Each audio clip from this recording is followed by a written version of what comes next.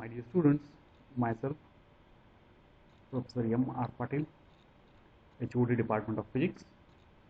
So, today we are going to start the fourth semester syllabus in which we are going to learn about the alternating current. Okay, so before going to start this alternating current, I want to tell you something. It is a very important. Uh, you know all that the second wave of COVID-19 is begun and it is more serious than the first wave of COVID-19. Dear students, you all are young, your immunity is very strong compared with your parents, grandparents. So, in order to taking care of your parents and grandparents, you should not go out of your home unnecessarily because you can bring or you may be the carrier of the COVID-19 coronavirus we call, and you spread that in your home. Now the second wave of corona is more dangerous than the first wave because uh, without any symptom, that is asymptomatic corona we call. If you test your coronavirus, then you may be negative, but still it grow inside your lung and infect your lung. Hence, your test may be negative. It is not a positive. If it is a positive, then you can directly take the treatment from the doctors. But if it is found negative, you didn't go to doctor to take a treatment, but that coronavirus, if you are infected by the coronavirus, then it will grow inside your lung and it makes you breathing problem seriously. So therefore, in order to taking care of your parents, your grandparents should not go out of home in this lockdown period. Whenever you go out of the home, remember, don't forget to wear the mask. As soon as you come back to home, wash your hands by soap or sanitize yourself and then wander in your home. You must and should take care of these things. Okay? Okay. Now, dear students, about current, you are learning it from very since 11th standard, maybe 10th, 8th, 9th standard also. So there are two types of currents, that is direct current and alternating current. So as you all know, direct current flows in a straight line, we show it, and alternating current, the current acting in a circuit changes polarity at regular interval of time or direction is called alternating current. Here you can see this is an alternating current. We represented it by the sine wave. So this is the alternating voltage we shown and this is the alternating current. Here you can see. So the current which changes direction periodically, that it is known as alternating current. So here V is the instantaneous voltage,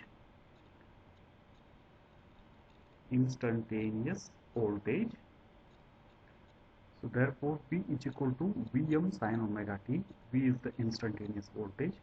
Here Vm represents the maximum value of alternating voltage, that is this is the maximum value of alternating voltage, that is the positive peak, and here it is the negative peak.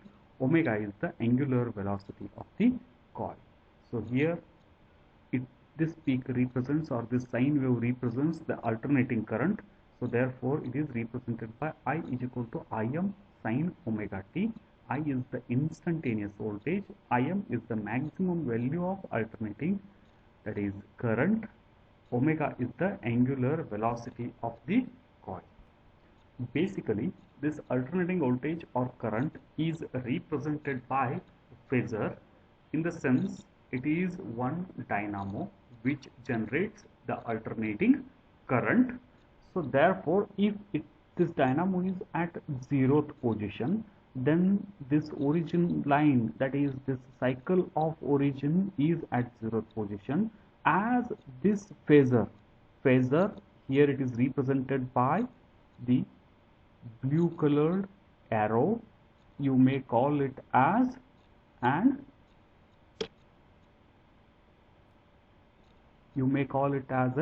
vector. So now as this vector moves in this direction, anti-clockwise direction, then this wave is generated here. So as it reaches 90 degree, it becomes maximum. As it reaches 180 degree, it again becomes 0. Then as it reaches 270 degree, it becomes a negative maxima, and 360 degree. So here it completes one cycle. So therefore, this production of an alternating current is represented by using a phasor, or you may call it as a vector. Okay, so we basically call it as a phasor. So therefore, as this rotation takes place, the alternating current develops. So dear students, how basically alternating current develops in a, that is produced, that thing can be, you can in detail study by using the YouTube channel. You go there and write just how production of alternating current takes place. You will get a plenty of videos there, animated videos there, so you can see them. Okay, and I hope you already learned those 6 in the CUC Science second year. Okay, now in the sense, this sine wave is also represented by a phasor. That is, the rotation of phasor is the production of alternating current. So now, dear students, let us learn some key points in this chapter. That is, what is a phase? Phase is the fundamental part of the time period or the cycle through which the quantity has advanced from the selected 0 position of reference. So this is called the phase. If it is origined from the 0th position, then the phase is 0. If the cycle begins, you can see here, if the cycle begins with a little bit angle, that is called a phi, so then it is called the phase. Okay, so therefore it is the fundamental part of the time period. So therefore this wave is started little bit ahead of the beginning of the time. Okay, as we are representing along x-axis the time period, and along y-axis here the voltage we are representing. Then what is phase difference?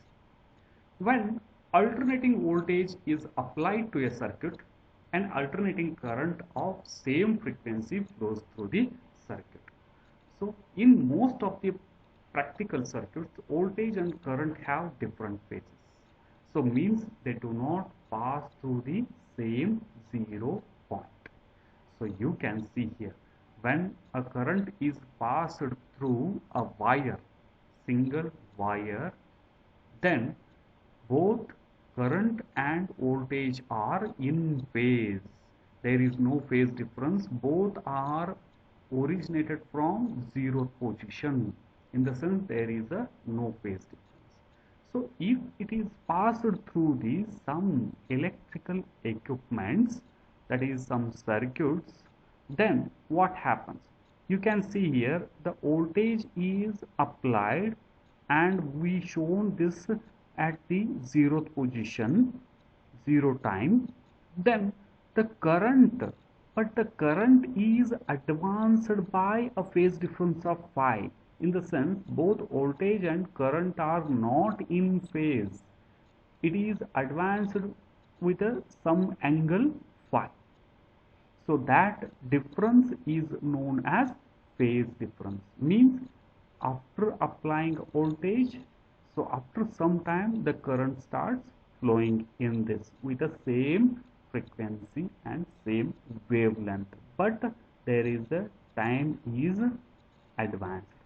So here you can see this is the applied voltage, and now when the current is produced, so here in this case the current is lagging behind by some phase difference phi. Okay, so therefore, so the difference in the phase of current and voltage is known as phase difference. Okay, students, one more point we are going to study before going to start the syllabus, that is J, capital J or small j operator. Operator, it means you all know that when somebody operates some machines or a vehicle or a car or a truck, maybe different names are called, but those persons are called operators. In the sense, they operate those machines. Then what is this J operator? It is defined as quantity which is equal to square root of minus 1 and represents the rotation of vector through 90° in anti-clockwise direction when plus j and clockwise direction when minus j. So here minus j, the operator j helps in studying alternating current circuits. So what is now the J operator? So how the current is produced, alternating current is produced? I shown you by using a phasor diagram, that is when that phasor moves in an anti-clockwise direction, the alternating current will produce. Okay, so that thing we know. Now this is a J operator whose value is equal to square root of minus 1. Whenever we multiply that J operator with this phasor or a vector, assume this as a one vector and initially it is at 0th position. When it is multiplied with a plus J, I nomenclature this by a R vector, then R is multiplied with a plus J vector whenever, then that time this vector makes a rotation of 90° in anti-clockwise direction. Clear? In the sense, J is an operator. Here plus J is an operator. It is operated on this vector in order to make this to rotate in anti-clockwise direction with a 90°. Clear? So whenever it is multiplied with a minus j, this phasor is multiplied with a minus j, or this vector is multiplied with a minus j vector, then it makes a rotation of 90° in clockwise direction. In the sense, R into minus j. It becomes, when it is acted on this vector, then this vector makes a rotation of 90° in clockwise direction. Clear? So you must remember this.